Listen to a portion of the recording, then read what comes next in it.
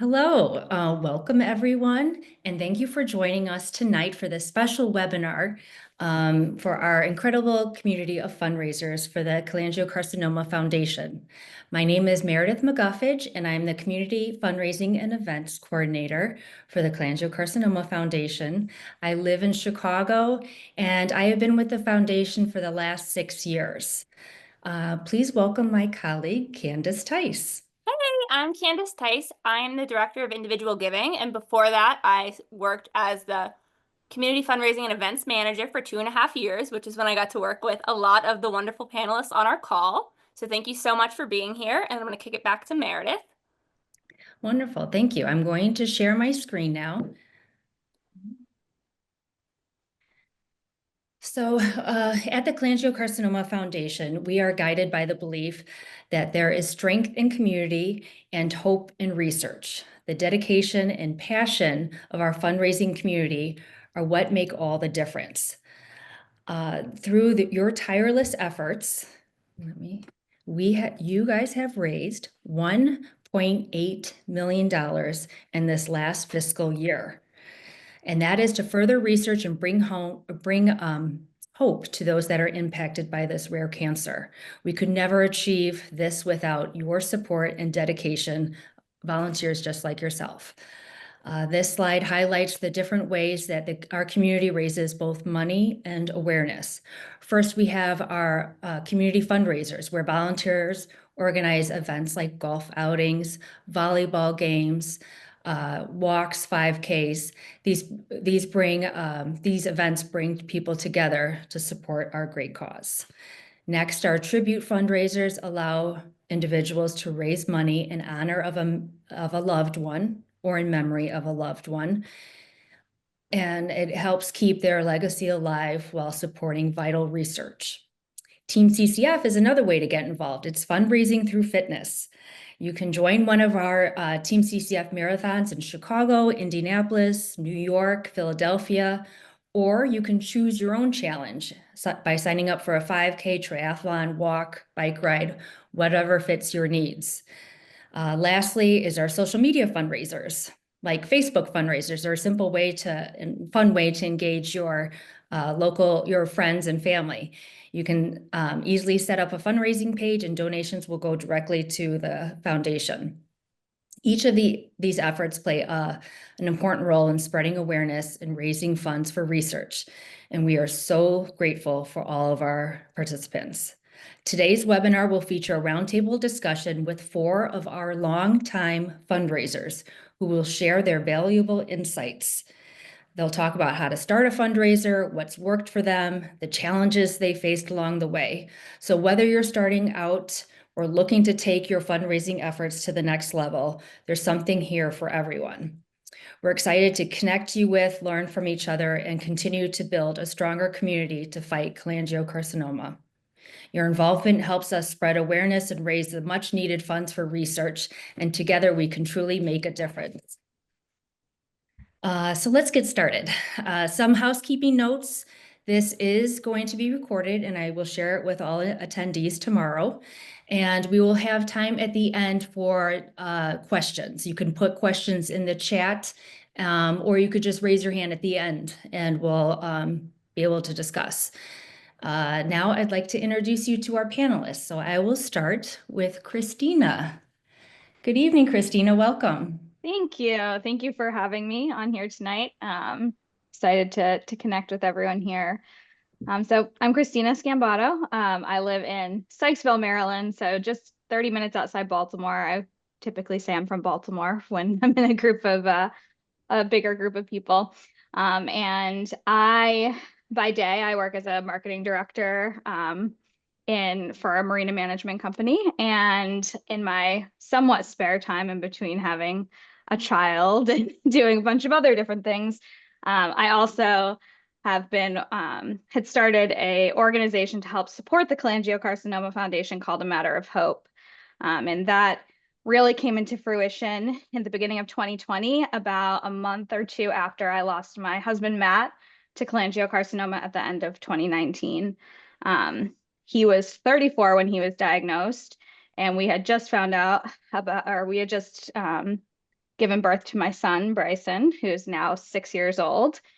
And, our friends and family really came together to support research, support awareness, spread as much as we can about this fight. And the best way we knew how to do it was to throw, and I'll get into this later, but throw a big party. And that's kind of the fruition of Matter of Hope. And since then, we've done everything from this big party to turkey trots, and we've had members of Matter of Hope run in. One of Matt's sister actually ran in the Chicago Marathon with Team CCF. We've had other friends running in his honor, and really just doing as much as we can to continue to support the organization and just awareness. Thank you so much, Christina. Yeah. And next up is Noah Strati. Hey, thank you for having me. Yes, Noah Strati, coming to you from Indianapolis, Indiana. Actually just north of there, Westfield, Indiana, but similar to Christina, we just say Indianapolis. People know where that's at. I started with CCF in 2021 when my mom was diagnosed, or we became familiar with CCF, I should say, in 2021 when my mom was diagnosed with cholangiocarcinoma. And a family friend actually had told my dad about it after one of my mom's surgeries.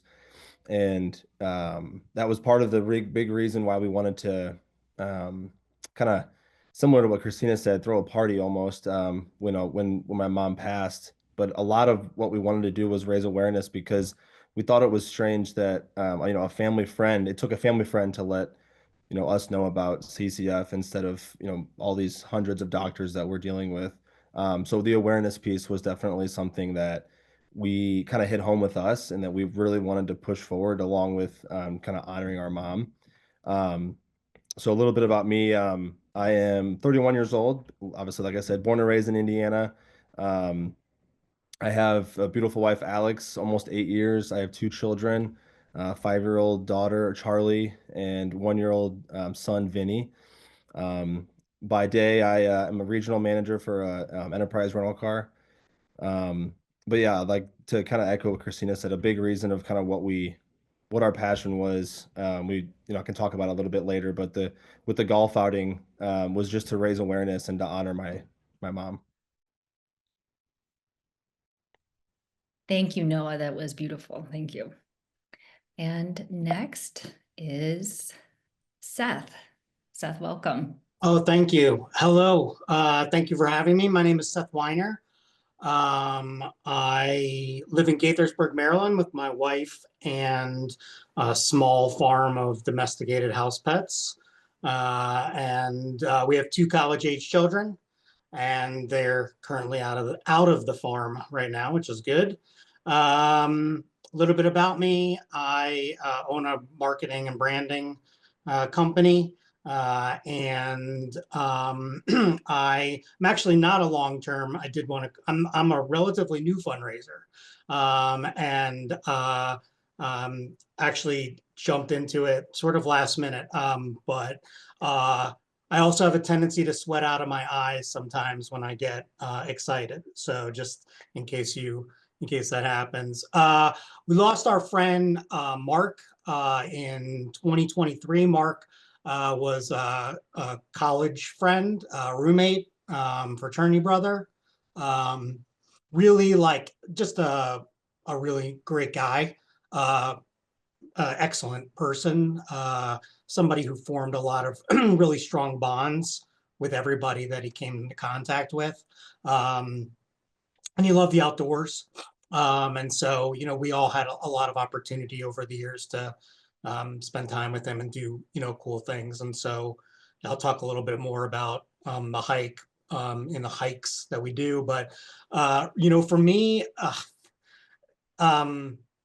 Mark diagnosis until he passed was only about 3.5 months. He passed away on Father's Day, 2023. And so for a lot of us, we didn't know until really towards the end is so short, so quick.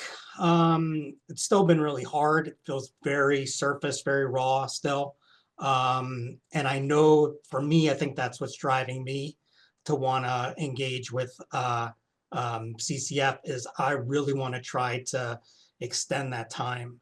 We have this opportunity to actually buy time is something I mentioned to my donors last year. We talk about a time, but we can actually buy some of that. And so for me, the pain that I know that I'm feeling is so minimal, and yet it hurts so much compared to what I know other friends and his family and other families are feeling, that if I can do something to try to, expand that, extend that, that's where my focus is. Thank you, Seth. I'm so glad you're here tonight. And I know you've done yours for a year, but you've made quite an impact. So you seem like a long time fundraiser. Thank you. And next up is Kelly Whitstone. Okay. Hi. Yeah, so I'm Kelly. I live in Lauderdale, which is this tiny little, we call it the island in the city. So it's right between St. Paul and Minneapolis. So just like you all, I tend to say, oh yeah, St. Paul or the fairgrounds we live right by. I have a husband of almost 21 years now. We have 3 kids. Only one is pictured. That's our dog Nova. She comes with us every year too for our turkey trots. That's how we raise money. By day, I am a quality control supervisor for a biotech company. Let's see here. What else can I tell you? I got started, or I learned about Cholangiocarcinoma Foundation when my dad was diagnosed back in January, the end of January of 2020. So my mom and dad were living in Arizona at the time. So I'd flown down and hung out with them for those 3 short months when he passed away. And that was a tough time to pass away during COVID. So he died, and I was back in Minnesota, and then of course nobody could fly, nobody could come to a celebration of life or anything. So it was a very, very small gathering for my dad. So I tend to, every year, I would run the turkey trot, the Minneapolis turkey trot. And that year I had decided I was going to turn the turkey trot into a fundraiser and do my own 5K, which shortened quite a bit because then the kids wanted to come. And my oldest was, 5 years ago, my oldest was 5 at the time. So nobody could run that kind of distance with me. But yeah, so we started doing that, and it's been 5 years of fundraising and turkey trotting. Yes, and we appreciate your support. It's been great working with you. Thank you all so very much. And I'm excited for you to be here tonight. I will stop sharing my screen and we'll start our discussion. And again, this is just a discussion. So if you don't want to answer a question, you don't have to. If you want to answer every question, go for it. Just chit chat and share with each other. So my first question is, you kind of all talked about it a little bit, but I'd like to hear a little bit more. So what motivated you to start your specific fundraising event for the foundation? I can kick us off since I started with the Christina. intros. So like I mentioned, I mean, my husband was diagnosed in early 2019, right after the birth of my son. And when he was diagnosed, none of us knew what cholangiocarcinoma was. And, I come from a family or his family specifically, actually. My sister-in-law is a scientist with the DOD. My father-in-law was head of radiology at Yale New Haven. And even them, they had no idea what we were really facing. And the first doctor I spoke to so he had kind of gone through all these different testings, and the first doctor that prefaced the diagnosis was he wasn't an oncologist, so he was more of in the gastroenterology department, and he didn't even know really what was happening in the cholangiocarcinoma. Like, he knew what it was, but didn't know what kind of treatment options were available. Knew it was really rare. That was 34, young, healthy, very, not your, we'll say, typical person that would get cholangiocarcinoma. And really for a year, that was one of the biggest struggles he had mentally. It was just like, how, like, why me, and why would I get this? And there just felt like there were so little resources, and we scoured everything. We had lists of clinical trials we were running through to have as backup and all of these different things. And, he'd always go back to the science, right? And the need for more research and clinical trials and options. And, after he passed away, I was like, well, I have to keep doing something to fight this, right? Like, we've spent a year in fight or flight mode. Meanwhile, I have a, 10-month-old, 11-month-old that I have over next to me. But I also had a huge community of people that also wanted to activate and figure out what they could do to help support. And that connected me to the Cholangiocarcinoma Foundation at that point. And I had reached out and asked, what could I do? Like, is there anything I can do to help raise money? And my friends and I had talked about it, and, Matt, like, to us, were like, well, what's something that would excite him? What would be something he would really get into? And we're like, well, he would just want to have a big party with all of his friends, playing cornhole and drinking beers and doing all those like fun things. And we're like, perfect, we'll throw a big party in Baltimore, and we'll bring in all his friends. He's from Connecticut. They'll come down, we've got friends all over, and we'll just do a big celebration around his birthday. And that's how we'll raise money. Well, 2 months later, COVID hit, and my big in-person party that we all had planned we had to revert to a few other different options, and we just got really creative. And, that was really, for me, what motivated me to get things going. But just seeing how people really stuck with us through that, even as we transitioned and figured out ways to do these micro parties and still raise money.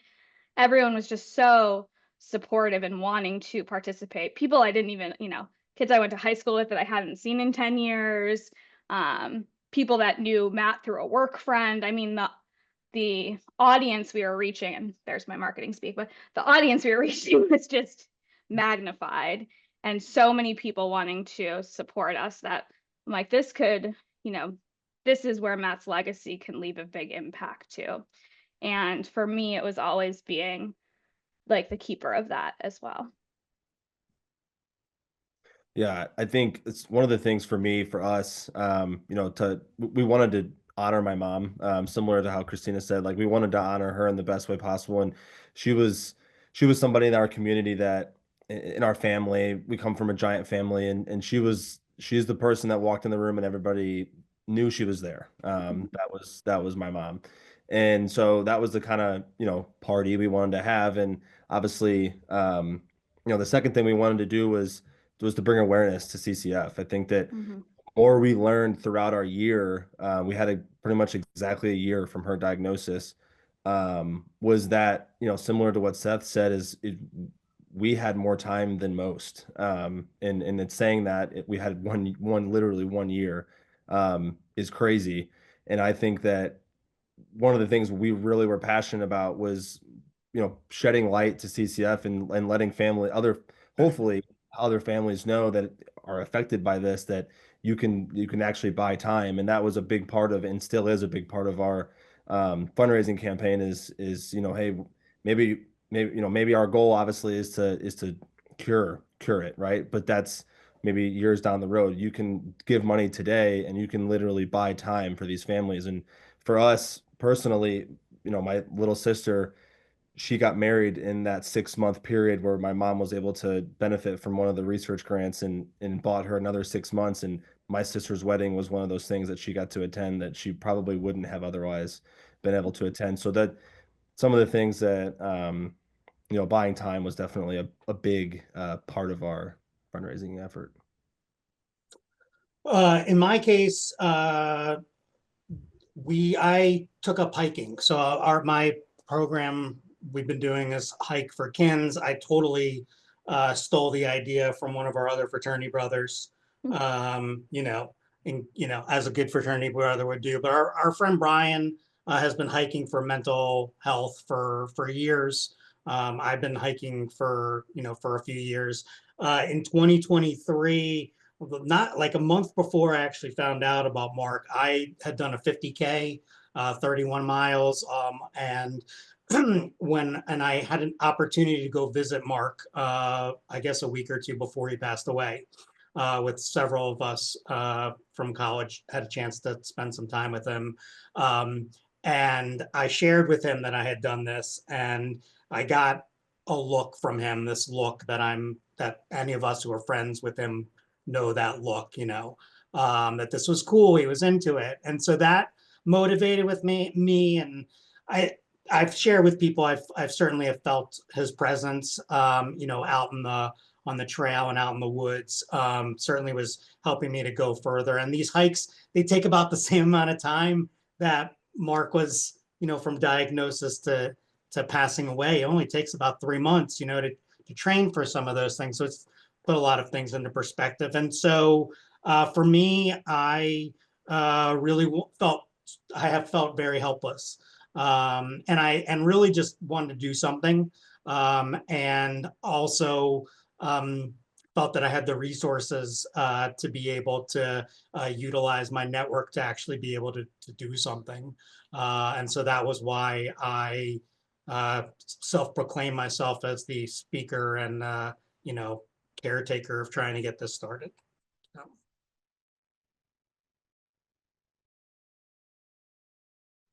Thank you. That's wonderful.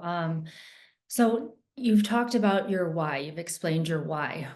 How did you choose your specific fundraiser? You've all done something different with turkey trots and golf outings and hikes. How did you choose your specific fundraiser? I'll go again. Okay. Kelly, do you want to go? You go. Okay. Mine was pretty short just because, as I had mentioned, I had done turkey trots every year, and a big part of my life is fitness. So it kind of just fell in my lap, like fitness, fundraising, getting the word out, spreading the word out about what this disease was. And since I'm a scientist, more or less, that was my piece of it, was driving the information and getting it out there. Because when my dad was diagnosed, there was no treatment options. There was no cure, nothing at the time.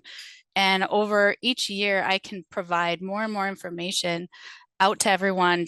I take the whole month of November. So the first through right after the turkey trot on Thanksgiving Day. And like every couple of days, I'll spit out a new piece of information on Facebook or social.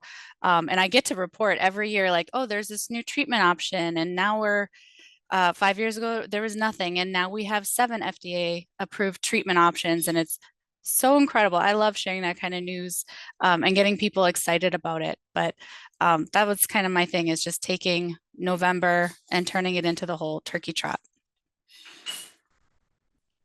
Yeah, ours is pretty quick too. I mean, I was a golfer my whole life, still am, and I'm lucky to have 2 amazing brother-in-laws that also share a passion for golf, and it was something similar to what Seth said. Is we had an outlet that we felt like we could attack and do something with our, with our community, and so it was a pretty easy decision to do a golf outing. I had background in doing stuff like that before I switch jobs, so I kind of knew where to start, if that makes sense. And I had the bones for it, and knew that the community up in where we're from in northern Indiana would back it and would get a good turnout. And obviously year 1 was amazing, and we're in the process of planning year 3 right now. So Yeah, I mean, similar vein, I think we all kind of tap into what we know too. And for me, I think, well, there was the inspiration of, okay, what would Matt want? What would be something fun Matt would do? I have a background in marketing and event planning and doing that, which is helpful. And we used to, participate, our group of friends, in an organization called Volunteering Untapped, which is basically like once a month you volunteer in the community, and afterwards you go to an after party and you just hang out, and it's kind of like this combination of having fun and raising money or doing good at the same time. And once a year they would have this party that we would go to. Now it's called like fake wedding, but really it was just like a big fundraiser, and you pay money and then it's like open bar and you have fun. I'm like, this is something that would be super fun that Matt would love to do. And why don't we plan our own kind of, fun fake wedding, but not fake wedding. And that was really where the inspiration came from. And, as we had to pivot that first year, as challenging as that was, it also opened us up to so many other ways we could fundraise too. So instead of just having, one big party, we made t-shirts, and, we started partnering with other organizations that helped us raise money. And we did a silent auction that we did digitally so that everyone across the country could participate. And we did Super Bowl squares. We just found all these different ways to engage digitally with people too, to help spread awareness, raise money. And that year we raised almost $30,000 just from that event. So, again, I think it's like you tap into what you know, and then when you have to shuffle around, you tap into your resources. I always say, my sister is the scientist. She was the one looking at all the clinical trials and pining through that, and she still is involved in rare cancer research today.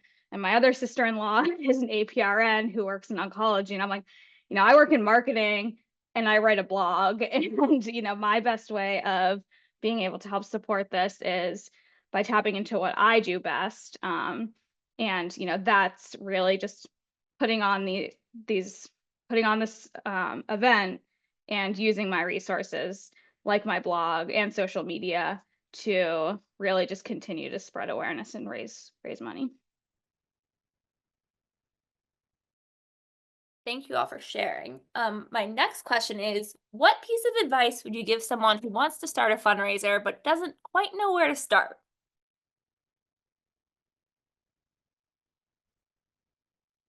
Everybody thinking? I'll start there. I'll go there.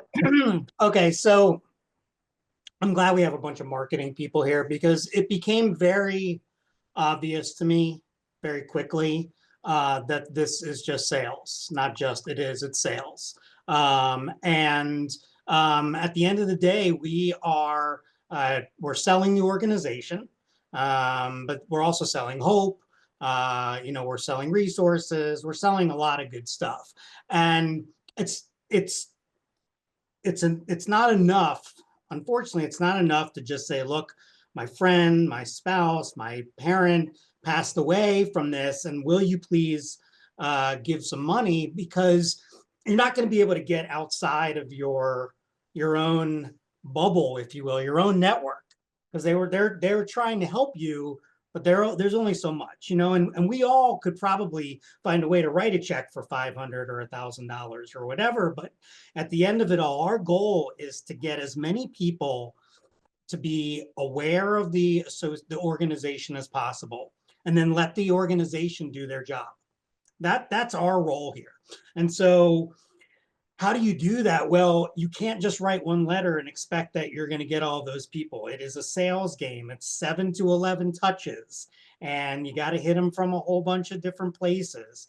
And you have to have a compelling story, and you have to explain why these, where these funds are going to go to, and why this organization is so excellent at doing all these things and coming through and being able to develop all that. And so if you can be willing to go outside of just your own comfort zone, because that's where you're really going to tap into, and do some of the things that might be outside of your comfort zone, like picking up the phone and writing direct emails and stuff like that. If you can do that, then I think that you're going to definitely hit your goal, and more than likely exceed that goal.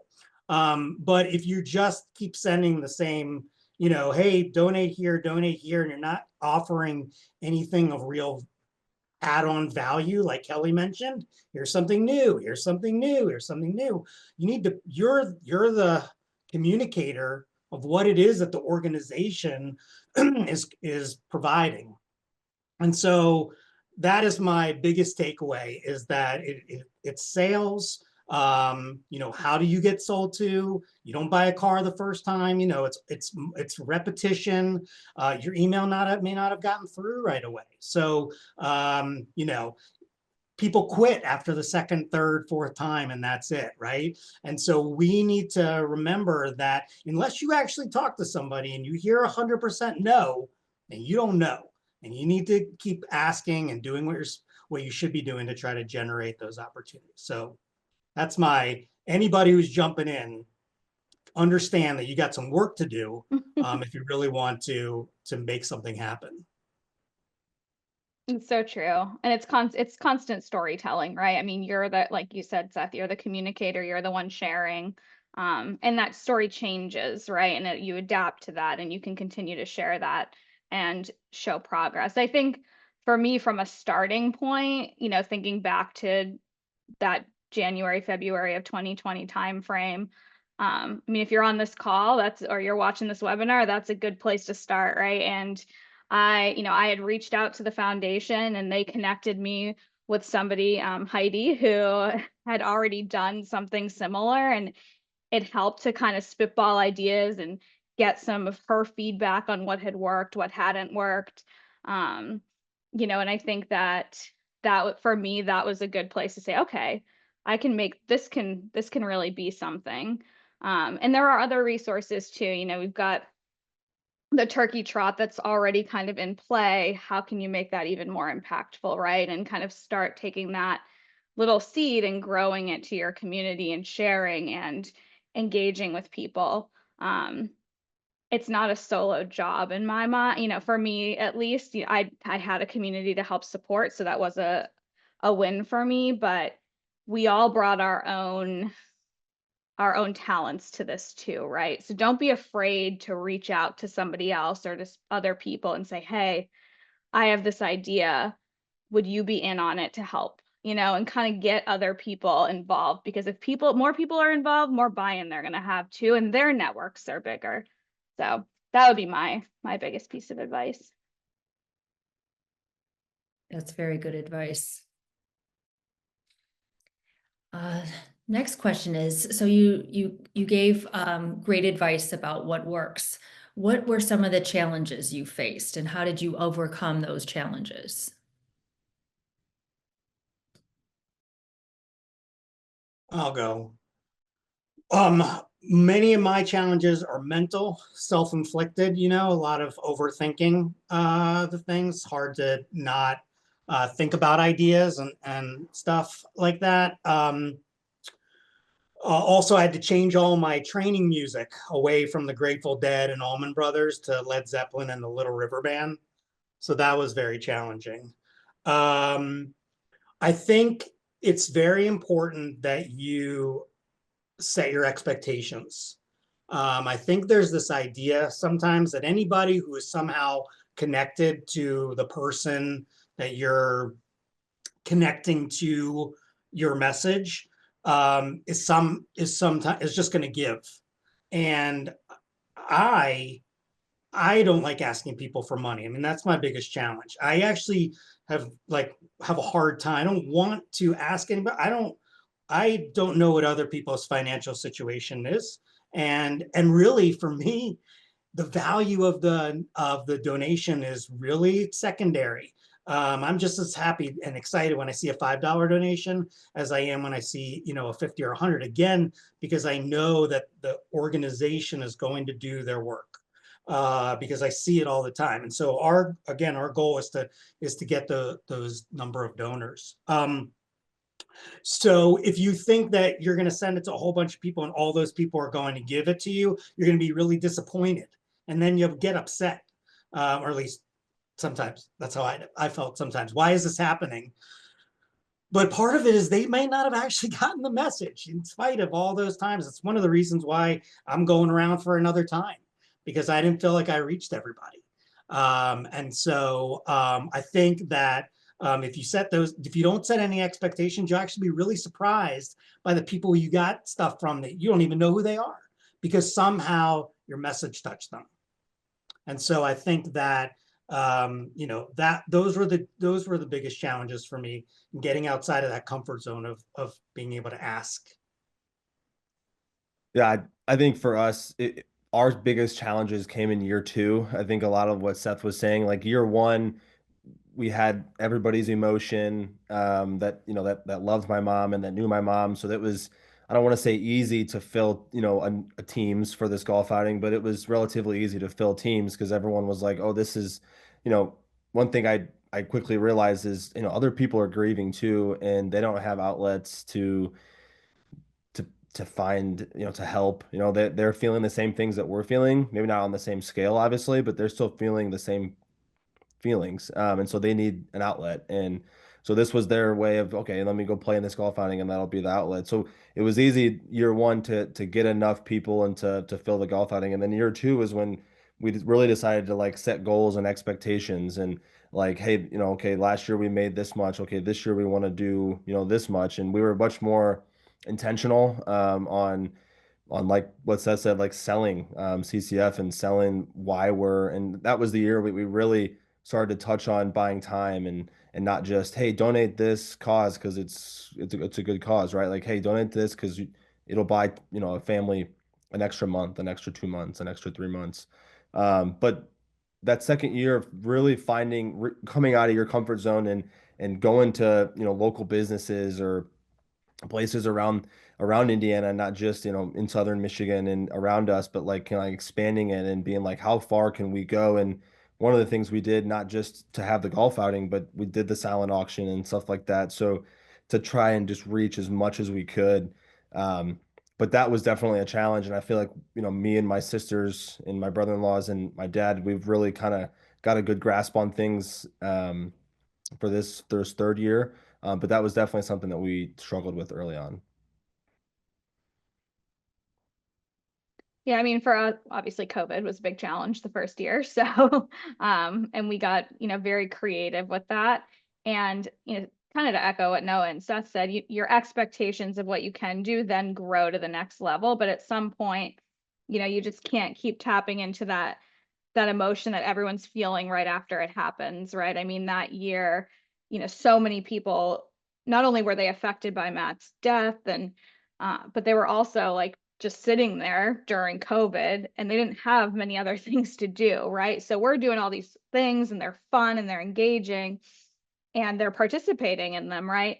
And then year two comes around and I'm like, well, now we can do this in-person party, right? So we had to kind of figure out, okay, how are we going to make this just as impactful when we know we're not going to get people in California coming out here, right? Or in different countries participating like we did in year one. And then we kind of had this hybrid virtual and in-person party. So really working through and like continuing to adapt year after year as our goal continued to grow and figure out new ways to connect with people, because it ends up going beyond your story. And that's where I think, we had Matt Moment Monday, right? It was a big part of our first year, which was awesome. And everyone got to share stories about Matt. I couldn't do that for 3 years without losing people or not having others feel as connected to it, right? So we really had to kind of grow our audience and the people we were reaching and get new stories in, and to continue to kind of build that momentum and come up with new ways to continue raising money too. So it's just the longer you go, right, the more you have to adapt and figure out, okay, how do I continue to grow this community, this awareness, while still staying true to the message and what's at the core of what you're trying to do and accomplish and your why. Yeah, I think that was my issue too. My biggest hurdle was that after the first year, I think the first year was fairly easy because like you and Noah had said, the emotions were high. Everyone was so willing to donate. But then after that, then it was like, how do you keep that momentum going? And I am not one to, like Seth said, I don't like to ask for money. I like to say I'm a social introvert where I like to be in my lab. I don't really like to talk to a whole lot of people. So trying to break out of that comfort zone and talk to people and get them engaged, that it's a work in progress for me. It's always going to be a hurdle. Thank you all for sharing, and you all have done so well despite your challenges. So thank you for being honest with those. So my last question here is, what part of the fundraising experience has been most impactful to you? I can start. Go ahead. No. Thank you. Yeah. I think for us, for me, really, just the amount of support that we got to see, especially year one and what's continued. I think a lot of what I was talking about with the last question is, people are grieving and they want to find their outlet. And I think we were, I don't want to say scared, or we were nervous to reach out to people to ask for help. I think, to put on a golf outing, you need bodies, you need people, you need help. And I think we were a little reluctant to ask. And in year two, and even this year, we've had people reach out like, hey, what can I do to help? And they don't know what to do. And I think in the first year we were like, well, I think we're okay. We don't really need anything. And the last couple of years, it's like, hey, yeah, come on in, let's join, let's be a volunteer. This past year we got like shirts and volunteer shirts, and so we kind of leaned into that whole thing. But just for me, the most rewarding part of was obviously the raising awareness and stuff like that, and honoring my mom obviously is the residual. But for me, just the impact of a community coming together and putting together an event together, and just showing the love and support that they have, not only for my mom, but for us and my family, was worth everything. Me this time? What did I say? A couple of things. First off, you didn't ask one question, which was, did you solicit the help of family or friends? Which I had like a full page worth of lists, right? Including Meredith, who really is awesome, and was really pivotal for me to get myself started, because I really did not know what to do at all. And so she like even created the little website for me, which was just awesome. And really, like, I mean, what you want in an organization to be able to support you. But I did have a lot of friends. My friend Jeremy, he reached out across the pond to, his family and friends. And so, there were pockets of people that were doing a lot of things. I also reached out to my own industry. They put an article in my industry trade publication. I probably generated like $1,000 of donation from industry colleagues, which I thought was great. And for me, I got a whole bunch of donations all throughout the day while I was walking on the actual 31-mile hike. And like, to be able to give you a jolt, just to see that email that comes in, that email that said, oh, I know that that's a donation, is really helpful. And for me, the biggest part is this closeness to Mark. We miss him a lot. So this is an opportunity to try to stay as close to him as possible. And for me, that's what's been a really great aspect of this opportunity. That would be the same with me, Seth. My dad, I always feel closest to him in November, because that's the time where we really talk about him the most, I think. And he comes up in conversation. And my kids were 5, 4, and 2 when my dad passed away. So, and they're at the age now where they want to get involved in fundraising, and having them active in that too, and engaged. And we're talking about my dad or their grandpa, and talking about the stories that they may or may not even remember. That has to be the most impactful thing for me, is like keeping his memory alive.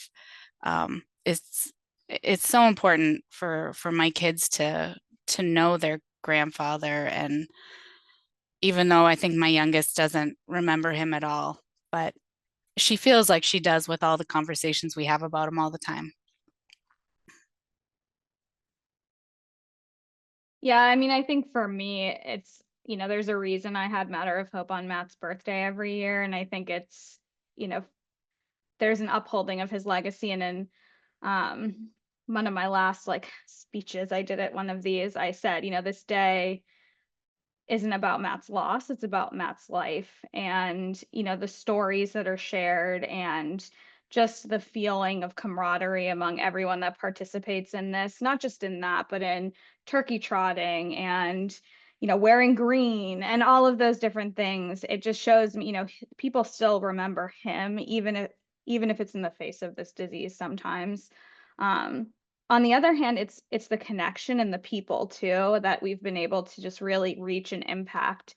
And we've had survivors come to Matter of Hope and participate in the event, and just hearing their side of it and their like thankfulness for the fact that we're continuing to do this and loudly talking about this this disease and the progress that we're making towards all of the research and clinical trials and studies, and sharing that part of it too is so important. And if we can activate a community that might not know anything about this disease to just pay attention and start really, whether it's learning about more early detection opportunities or symptoms, or if we can impact somebody in one way, like that's huge. So, I think that I continue to kind of get that feedback from people sending me messages or emailing me. And, at the end of the day, it makes all this worthwhile too. Thank you so much. You guys have shared a wealth of information. Just it's above and beyond. I think we could have an after show here and talk even further. We do have a question in the chat. Mary Jo McAllister, welcome. And you are asking, she has hosted a golf outing herself every year and an after party. Her son actually lived in a neighborhood close to me in Chicago.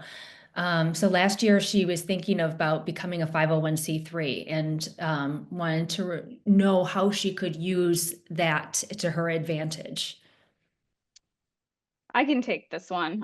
It's Matter of Hope. We established the 501c3. And the biggest reason we decided to do that was really so that we could get more business sponsorships and businesses involved, because they want to see, that organization recognition when they're donating things, whether it's for the silent auction or providing sponsorships or whatever that might be. So, I would say for us, that was one of the biggest reasons we pursued the 501c3, was to have the ability to create more corporate partnerships or business partnerships in the community.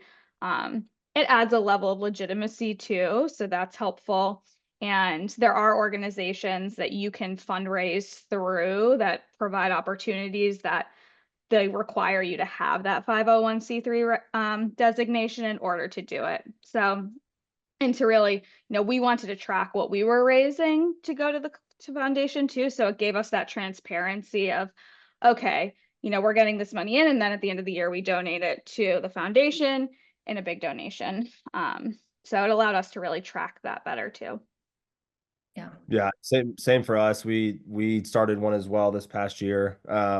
And a lot of it, we found a lot of the businesses that we were trying to get big donations from felt like they needed to have that. And for us, it personalized it a little bit more. It's Michelle Strati Family Foundation. So it says exactly what it is, right? And why we're raising money. And we've got, reasons of why we're giving to CCF, obviously. But yeah, personalizing it was definitely a big thing for us.